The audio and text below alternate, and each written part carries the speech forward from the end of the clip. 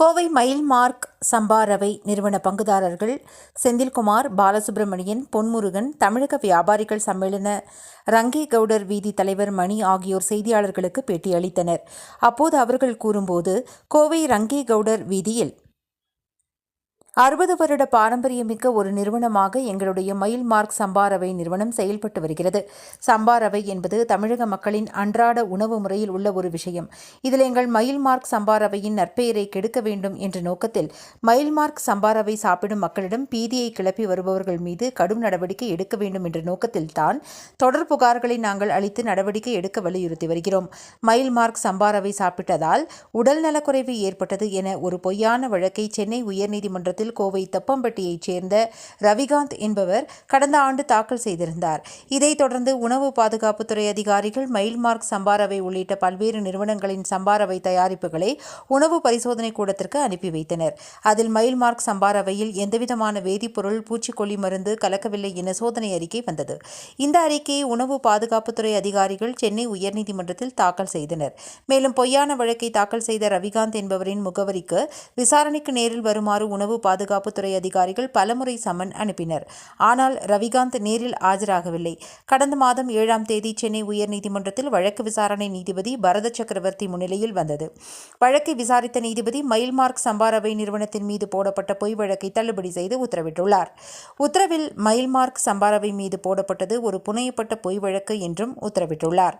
மேலும் வழக்கு தாக்கல் செய்த ரவிகாந்த் ஒரு தனியார் ஆய்வக அதிகாரியிடம் மிரட்டி பொய்யான மதிப்பீட்டை பெற்று அதை கோர்ட்டில் தாக்கல் செய்துள்ளார்.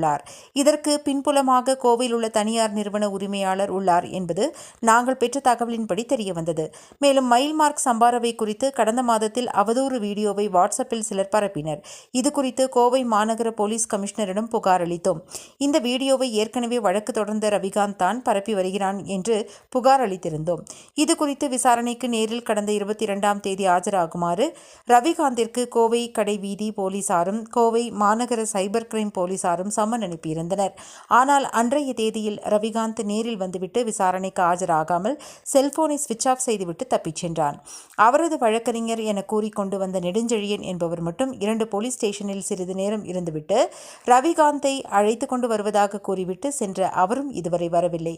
இதிலிருந்து அவதூறு வீடியோவை பரவவிட்டது ரவிகாந்த் என்பது தெளிவாக தெரிகிறது.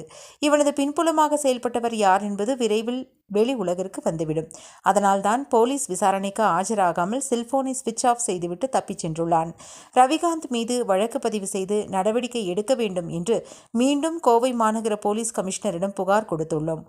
பொதுமக்களுக்கு நாங்கள் சொல்வது, தரத்தை மட்டுமே குறிக்கோளாக கொண்டு செயல்படும் எங்கள் நிறுவன தயாரிப்புகள் அனைத்துமே அனைத்து வயதினரும் சாப்பிடும் விதத்தில் மிகவும் தரமான முறையில் தயாரிக்கப்படுகிறது என்பதை மீண்டும் அழுத்தமாக சொல்லிக் கொள்கிறோம். சம்பா ரவை என்பது தமிழக மக்களின் அன்றாட உணவு முறையில் உள்ள ஒரு விஷயம். இதில் எங்கள் பிராண்ட் பெயரை கெடுக்க வேண்டும் என்ற நோக்கத்தில் சம்பா ரவை சாப்பிடும் மக்களிடம் பீதியை கிளப்பி வருபவர்கள் மீது கடும் நடவடிக்கை எடுக்க வேண்டும் என்ற நோக்கத்தில்தான் தொடர் புகார்களை நாங்கள் அளித்து நடவடிக்கை எடுக்க வலியுறுத்தி வருகிறோம் என்று தெரிவித்தனர். உடன் தமிழக வியாபாரிகள் சம்மேளன கடைவீதி செயலாளர் தியாகராஜன், மாயாசன்ஸ் உரிமையாளர் நரேஷ், பரமானந்தம் பிரதர்ஸ் நிறுவன உரிமையாளர் அருள் ஜேக்கப் ஆகியோர் உடனிருந்தனர். இன்றைக்கு நடந்து கொண்டிருக்கிறார்கள். நாங்கள் தமிழக வியாபாரி சம்மேளனம் வன்மையை கண்டிக்கிறோம். காவல்துறையில் ஏற்கனவே நாங்கள் புகார் கொடுத்திருக்கிறோம். நல்லொரு நிறுவனத்தை எடுத்துவதற்கு யாரை நினைத்தாலும் யாராலும் முடியாது.